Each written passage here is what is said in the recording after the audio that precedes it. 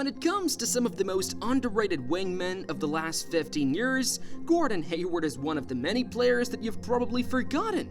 Retiring after 14 seasons in the NBA, Hayward could have been one of the best players at his position because he has size, skill, charisma, and work ethic.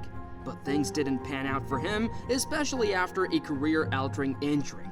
Still, people often forget just how good he was during his peak, and that's something we're going to look at. Gordon Hayward's life was all about overcoming the odds because he wasn't the best player growing up. He was a multi-sport athlete playing tennis and basketball in high school. In fact, before his senior year, he was probably looking at a tennis career because he was better at that sport. But a growth spurt changed his life. With guard skills that he owned when he was just 5'11", Hayward grew to his mature height of 6'7" before his senior year. This allowed him to stand out during his final year in high school, winning awards and championships while averaging 18 points, 8.4 rebounds, and 3.6 assists. Despite the massive improvements he saw in his game, he was just a 3-star recruit who didn't get offers from some of the largest college programs in the country.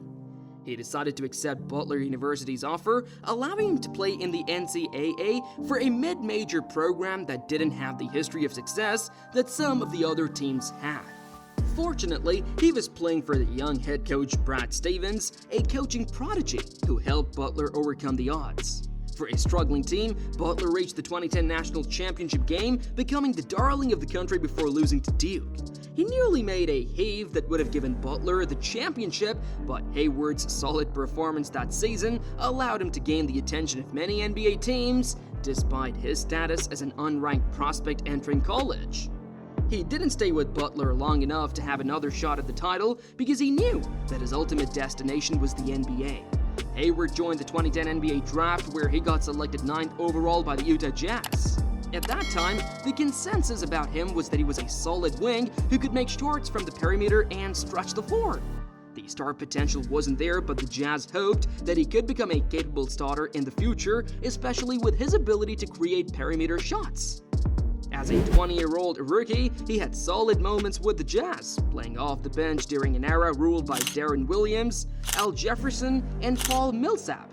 His goal was simply to learn how to play off the stars and hit a few shots here and there, but he wasn't close to being a standout rookie, averaging just 5.4 points during his rookie season. The Jazz, however, went through a transitional phase that started when they traded Williams. They still had a solid front line of Jefferson and Millsap. Devin Harris wasn't too shabby from the point guard spot either, but Hayward was thrust into the starting small forward spot, taking over from longtime Jazz legend Andrei Kirilenko. While he was familiar with carrying the team as its best player, he had to defer to the veterans while contributing solid numbers. He averaged nearly 12 points while attempting around 9 shots a game. His efficiency numbers were good enough for a starter on a playoff team, but no one ever thought that he had the makings of a star, even though he had excellent games here and there during his sophomore year in the league. But as the Jazz continued to reinvent the team after the Deron Williams and Jerry Sloan era, Hayward's role on the team improved. Utah was always a proud basketball organization that almost never saw lower parts of the standings. While the team wasn't always talented, it competed hard to stay within the middle portion of the league rankings. Under this new era, the Jazz were focused on sharing the ball and allowing multiple players to contribute. Hayward rose to become a legitimate option on offense, scoring 14 points on a team that loved to move the ball around and allowing different players to score. His efficiency as an outside shooter stood out for the Jazz, and on top of that, he was showing flashes of his capable playmaking skills. As the 2012-13 season progressed, the Jazz realized that it may have found its next franchise star. 4 seasons into his NBA career, Hayward was now the team's first option. The Jazz went through another set of changes that allowed the franchise to build around him. Now, there were more young guys leading the team, especially with Millsap and Jefferson out. Hayward now had the unenviable task of carrying a proud franchise into the future, and he initially struggled in his new role as the team's best player.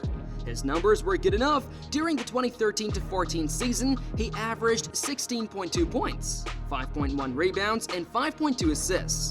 But his field goal percentage dropped because he no longer had other veteran players attracting defensive attention. But Utah was adamant constructing a team around him. A major coaching change allowed the Jazz to speed up the rebuild process. Quinn Snyder stepped in as the new head coach to bring in a tough and slow-paced defensive mentality that was perfect for the Jazz's bigger front line, especially with French tabber Rudy Gobert showing that he could protect the paint as good as any center in the league. But the offense was built around Hayward, who averaged 19.3 points and improved efficiency numbers. He was steadily turning into a true first option in the NBA. His scoring numbers were similar during the 2015-16 season, but it was when he started working on his body that he truly became a true star in the league. When he entered the NBA, Hayward was a tall and skinny, boyish-looking player.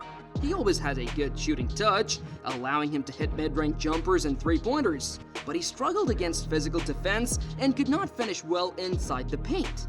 The rigors of the NBA demanded him to bulk up and build a bigger, stronger, yet lean physique. From a high school-looking boy, he turned into a more mature-looking player with larger arms and a stronger upper body that allowed him to handle the physical grind of being the top option of his team. Armed with a solid shooting stroke and a bigger physique, Hayward turned into one of the best small forwards in the league during the 2016-17 season. His offense worked perfectly with the team's defensive mentality, allowing him to feed off of defensive stops and create shots over on the other end. The Jazz's slow-paced approach and Hayward's patient defense allowed him to become an all-star, averaging 21.9 points, 5.4 rebounds, and 3.5 assists. For a perimeter player, his efficiency numbers were great. He averaged 47.1% from the field and nearly 40% from the three-point line. Hayward proved himself a good shooter and an improved finisher. The shooting numbers don't lie. In his first 6 seasons in the league, he averaged 22.9% of his shots from within 3 feet of the basket and finished 62.4% of them. But after strengthening his body, his shooting percentage from within 3 feet from the basket increased to 69.2%.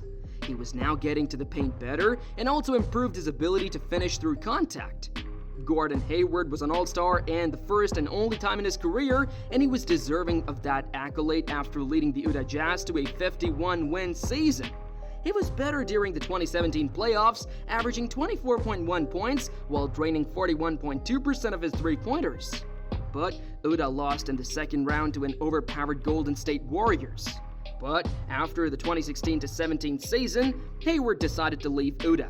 It turned out that he wasn't exactly chummy with the front office.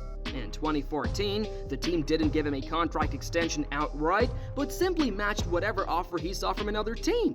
He felt the team didn't value him well enough to give him a contract extension, and he never forgot about that 3 years later.